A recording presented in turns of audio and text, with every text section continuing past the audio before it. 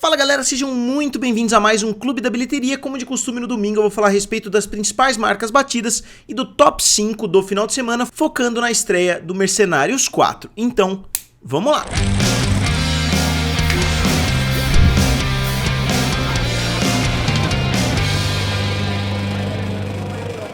Então, para minha surpresa, começando já com uma notícia péssima para o filme dos Mercenários, para essa franquia de ação liderada pelo Sylvester Stallone, o filme não conseguiu liderar as bilheterias, nem sendo lançado praticamente sozinho nesse final de semana, enfrentando o terceiro final de semana do filme da Freira 2, que eu acho que poucas pessoas imaginariam que isso fosse acontecer. O filme A Freira 2 conseguiu a liderança, ficando um pouco à frente do filme dos Mercenários. Isso pode mudar nos próximos dias, mas pelo menos por enquanto, nas prévias que saem de domingo, o filme A Freira 2 conseguiu o terceiro final de semana consecutivo nas bilheterias, no topo das bilheterias, e vocês vão ver pelo top 5 que os números foram terríveis. Foi um final de semana muito ruim mesmo, praticamente nenhum filme conseguiu ter uma performance sensacional, e o filme A Freira 2, apesar de ter ficado com a liderança, fez 8,4 milhões de dólares, com uma queda de 42%, então é uma queda bastante satisfatória para um filme de terror, que costuma ter quedas muito mais acentuadas. É uma marca bem impressionante, 3 finais de semana, só que nesse final de semana em específico eu não acho que seja tanto mérito assim do filme da Freira, como é demérito de outros filmes que foram lançados no meio do caminho. O filme da Freira chega a 204 milhões de dólares, que é um resultado muito bom, para um filme de terror, já é o maior filme de terror de 2023. E aqui eu fiz um comparativo com todos os outros filmes dentro dessa franquia Invocação do Mal, começando pelo Conjuring 1, que é o primeiro Invocação do Mal, que fez 320 milhões de dólares no ano de 2013, então em 10 anos eles já lançaram muitos filmes nessa franquia. Depois, em 2014, veio Annabelle, com 257 milhões, depois Invocação do Mal 2, com 321 milhões, um pouco mais do que o primeiro Invocação do Mal, depois Annabelle 2, com 306 milhões de dólares, depois A Freira, com 365.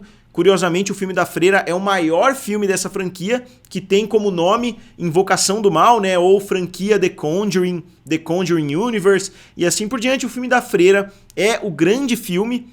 Depois A Maldição da Chorona, 123 milhões, Annabelle, De Volta para Casa, 231 milhões, Invocação do Mal 3, 206 milhões, lembrando que foi lançado naquele plano pipoca da Warner, ou seja, teve um lançamento simultâneo com a HBO Max em um momento de pós-pandemia ali, ou no finalzinho da pandemia. Então eu imagino que esse filme, tendo um lançamento normal, teria ficado em pé de igualdade com seus antecessores, e agora a gente está vendo A Freira 2 com 204 milhões. Então é muito provável que ele não consiga atingir os valores que o seu antecessor fez, 365 milhões de dólares, mas com um orçamento de 38 milhões, esse filme já é extremamente lucrativo para a Warner. Então o filme vai continuar trazendo muito dinheiro nas próximas semanas e eu vou continuar analisando aqui com vocês. Mas 3 finais de semana para esse filme da Freira 2 com certeza foi bastante surpreendente. Agora vamos dar uma analisada no filme dos Mercenários 4,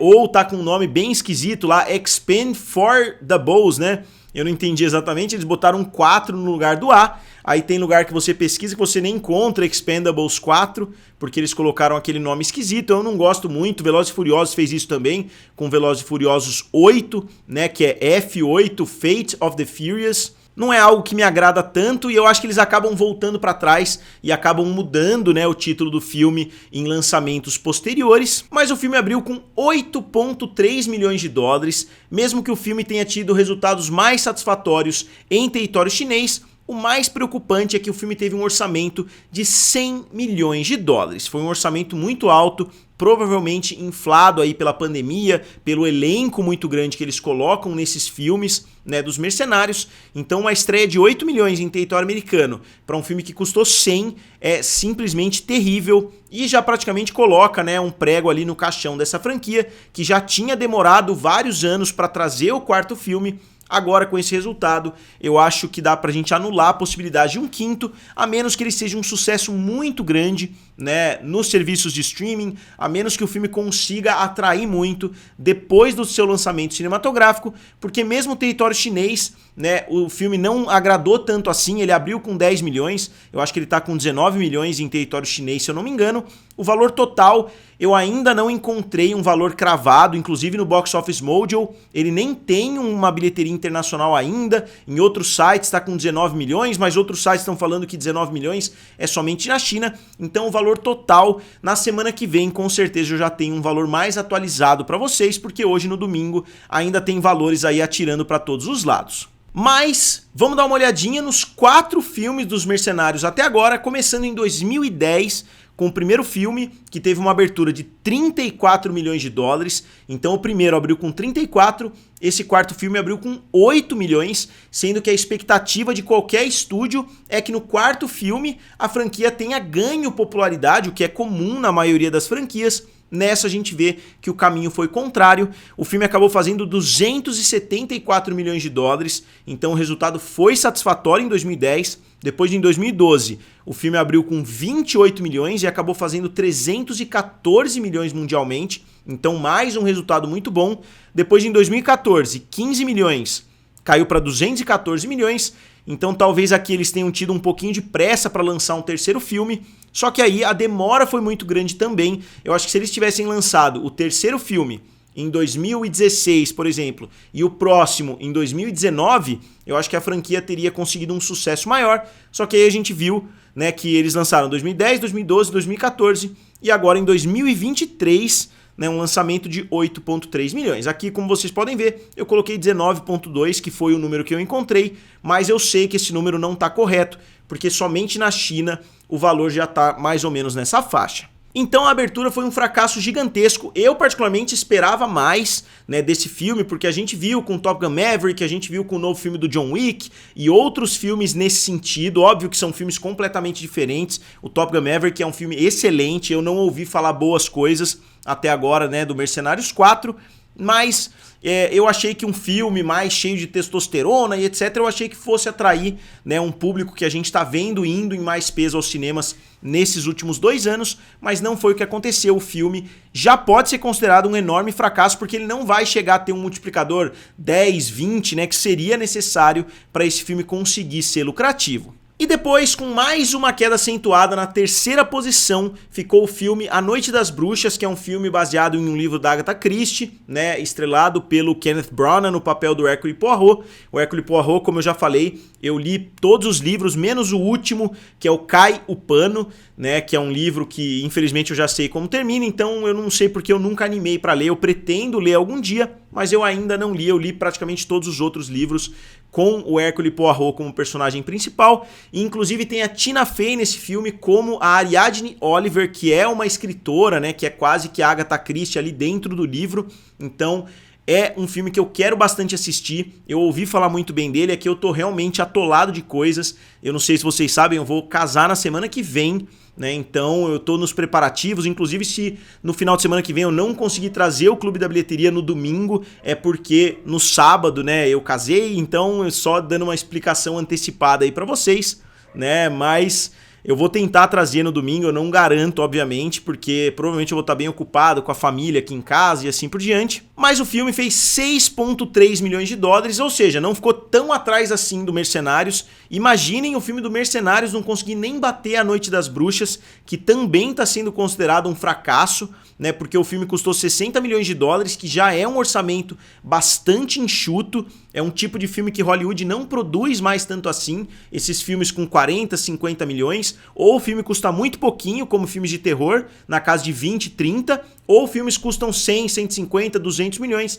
Nessa faixa aí, nesse meio termo, os estúdios parece que não querem investir. E aqui mais um filme que custou na faixa de 60 milhões, fracassando nas bilheterias, né? O filme custou 60, trouxe 71, né? Então você pode pensar, pô, mas bateu o orçamento. A gente tem sempre que lembrar daquela situação que o filme tem que mais do que dobrar, porque metade das bilheterias vão diretamente para as mãos das salas de cinema, né? Então Cinemark, AMC lá nos Estados Unidos e assim por diante ficam com uma grande parte, né, do dinheiro arrecadado. E fazendo a comparação com seus antecessores, o primeiro abriu com 28 milhões, o segundo com 12 milhões e o terceiro com 14 milhões, né? Assassinato no Expresso do Oriente, A Morte no Nilo e agora A Noite das Bruxas. 352 milhões, 137 milhões no total e agora 71 milhões. O melhor disso é que o orçamento voltou a ser praticamente o valor do Assassinato no Expresso do Oriente. A grande diferença é que o Assassinato no Expresso do Oriente tinha muito mais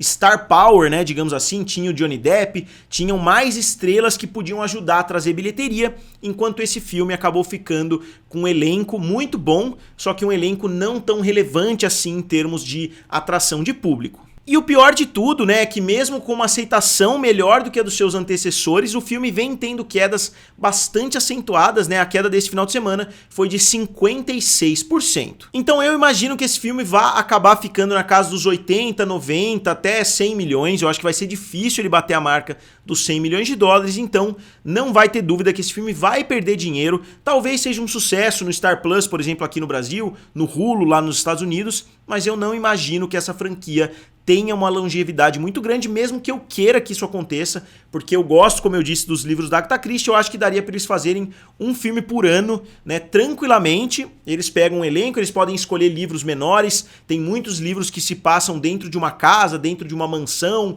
e assim por diante. Eles não precisam fazer filmes tão caros, mas eles podem continuar trazendo filmes todo ano. De repente, trabalhar com um orçamento de 20 milhões, pega um orçamento mais ou menos de um filme de terror. Eu não entendo por que esses filmes têm que custar tanto dinheiro assim. Aí na quarta posição, o Protetor 3, né, com uma queda relativamente baixa de 34%, o filme trouxe mais 4,7 milhões de dólares, então bem equilibrado. Vocês percebem que do quarto colocado para o primeiro colocado tem uma diferença de pouco mais de 3 milhões de dólares, então é um final de semana muito ruim, e eu falo mais, é o pior final de semana de 2023, é o primeiro final de semana que, se a gente somar todos os filmes, não chegou nem a marca de 50 milhões de dólares, então foi um final de semana terrível. Somente um final de semana ficou na casa dos 50, porque depois vai para 70 milhões, 100 milhões, né? É muito comum todos os filmes juntos arrecadarem mais de 100 milhões de dólares. Esse final de semana não chegou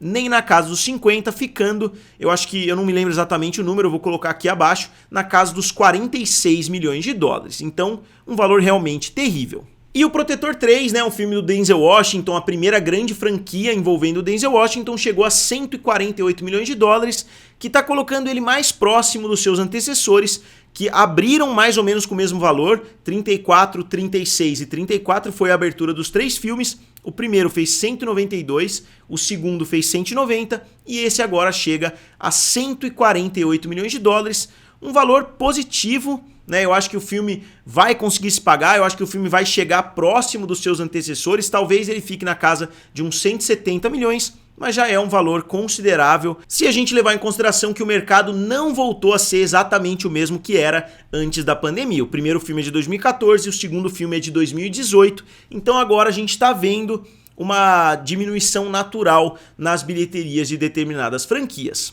Em comparação, né, com outros dois filmes desse mesmo gênero, o terceiro filme, eu coloquei aqui Busca Implacável, 326 milhões, John Wick 3, 328 milhões e agora o Protetor 3, 148 milhões de dólares. Aí a gente entra no filme da Barbie. Eu vou falar um pouquinho mais rápido do filme da Barbie, porque já perdeu um pouquinho de relevância, né, digamos assim, mas ele continua no top 5. O filme fez mais 10 milhões de dólares do final de semana passado para esse, que é um valor muito bom, né? 10 milhões de dólares, o filme chega a 1,427 bilhão de dólares, que no clube do bilhão não muda ele de posição, então não vou trazer muitas coisas a respeito do clube do bilhão, porque ainda faltam cerca de 30 milhões para conseguir bater o filme Frozen, né? Se chegar a bater o filme Frozen, obviamente eu vou falar bastante aqui a respeito, porque o filme vai melhorar uma posição nessa lista. E pessoal, algumas pessoas mandaram para mim pedindo para abordar, né, o filme Som da Liberdade aqui em território nacional. Eu dei uma pesquisada, talvez ainda não tenham saído os números oficiais,